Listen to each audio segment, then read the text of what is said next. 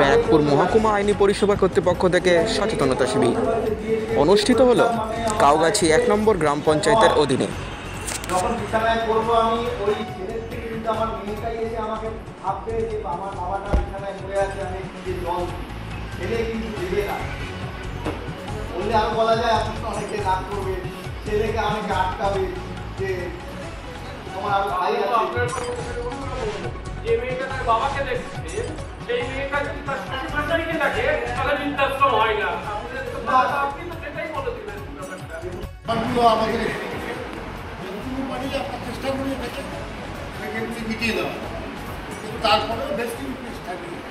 এরকম গল্প কালকে একটা ঘটনা যে এক ভদ্রমহিলা দুই ভদ্রমহিলার জীবন এখানে থাকে, তার বাবা শুধু বিয়ে পক্ষে দুই মেয়ে